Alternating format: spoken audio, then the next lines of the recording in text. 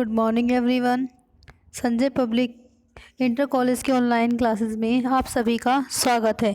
देखिए, आज हमारा जो ये चैप्टर है विंड का, ये 9th क्लास का है। ये सेकंड चैप्टर के बाद का है, ठीक है। अब पहले हम पढ़ेंगे थोड़ा सा अबाउट द पोएट, ठीक है।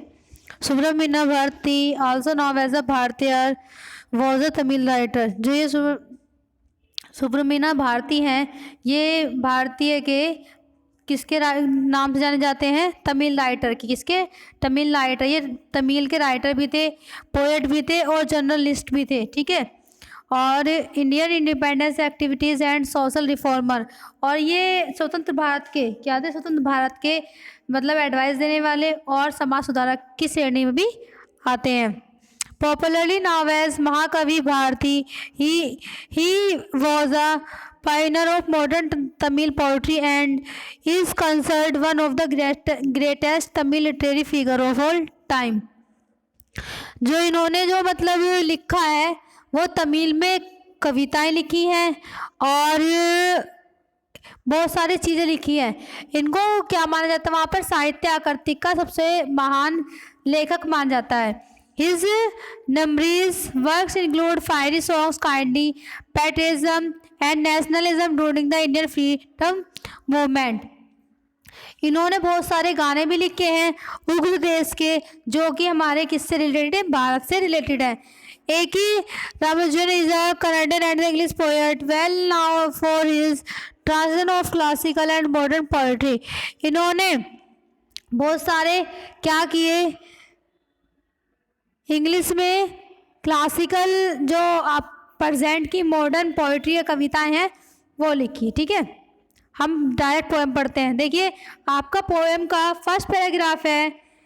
इन्होंने इस पोएम में ये बताया है कि जो हवा है वो क्या कर सकती है और तुम क्या कर सकते हो उस हवा के विपरीत।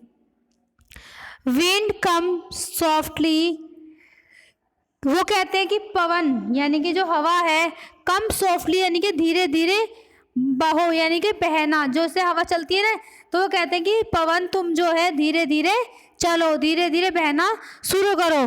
Do not break the shutters of the window. और शटर्स मीन्स होता है दरवाजे। क्या होता है? दरवाजे। और जो खिड़की के दरवाजे हैं उनको मत तोड़ो। क्या है? उनको मत तोड़ो। Don't scatter the paper. Scatter का मतलब होता है बिखेरना। क्या होता है? बखेरना। और जो पेपर रखे हुए हैं बिना किसी दबाव के, उनको इधर उधर मत गिराओ यानी कि बखेरो। Do not throw down the books on the shelf. और जो सेफ में अलमारी में किताबें रखी हैं उनको तुम नीचे मत गिराओ। There look what you did, you throw them all down। तुम क्या कर रही हो? तुमने क्या कर डाला? सब चीज़ नीचे फेंक दी। वो कहते हैं पोएट आपके कि तुम क्या कर रही हो? तुमने सब चीज़ क्या कर दी? नीचे ही डाल दी। You tore the page of books। Tire means होता है फाड़ना। तुमने मेरी किताबों के पेज हैं जो वो फाड़ दिए। क्या? तुमने मेरी किताबों के पेज फाड़ दिए। यू ब्राउट रेन अगेन, ठीक है। और तुमने दोबारा से क्या किया? तुम वर्षा को भी ले आए। You are very clever at poking fun at weakling. Poking fun का मतलब होता है मजाक करना। क्या है? पोकिंग फन का मतलब होता है मजाक करना। वीकलिंग का मतलब होता है तंग करना। वो कहते हैं कि तुम कमजोर व्यक्ति को और पशुओं को मजाक बनाने में बहुत चालू, यानी कि तुम इतने चालू हो, इतनी चालाक हो, चतुर हो कि तुम किसी भी व्यक्ति का और किसी भी जानवर का क्या है? मजाक बना सकती हो। Frail crumbling houses, crumbling doors, crumbling rafters, crumbling wood, crumbling bodies, crumbling leaves। Frail means होता है आसानी से टूटने वाला। क्या होता है? फेल मीन्स आसानी से टूटने वाला। रैफ्टर मीन्स होता है छत की कड़ियाँ। क्या होता है? रैफ्टर मीन्स छत की कड़ियाँ। क्रम्बलिंग का होता है छोटे छोटे टुकड़ों में टूटना। क्या होता है? छोटे छोटे टुकड़ों में टूटना। क्रम्बलिंग का मतलब होता है छोटे छोटे टुकड़ों में टूटना। देखिए क्या कहते हैं आगे पोएट, वो कहते हैं कि आसानी से टूटने वाले मकान, दरवाजे, बल्लियां, लकड़ी शरीर, जीवन और हृदय को उड़ा ले जाता है और उन सबको क्या कर देता है, नष्ट कर देता है। आगे देखिए, क्रम्बलिंग हर्ट, दिलों को तोड़ना, the wind god winnows and crush them all. Winnows का मतलब होता है उड़ा ले जाना, कि तुम सब चीज फाड़ के गिरा के क्या करती हो, अपने साथ ले जाती हो। he would not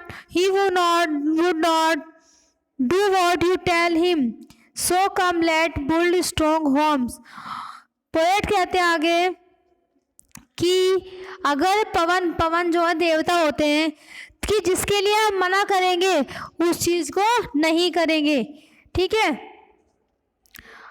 हम करेंगे कि पवन देवता तुम मत उड़ाओ पेपर, हमारे मकान की खिड़की मत उड़ाओ, दरवाजे मत तोड़ो, क्या वो मान जाएंगे? नहीं, हमें तो उसके लिए खुद ही इंतजाम करना होगा, क्योंकि प्राकृतिक होती है, आपदाएं होती हैं, वो अपनी मर्जी से ही आती हैं, मनुष्य उसके लिए कुछ भी नहीं कर सकता।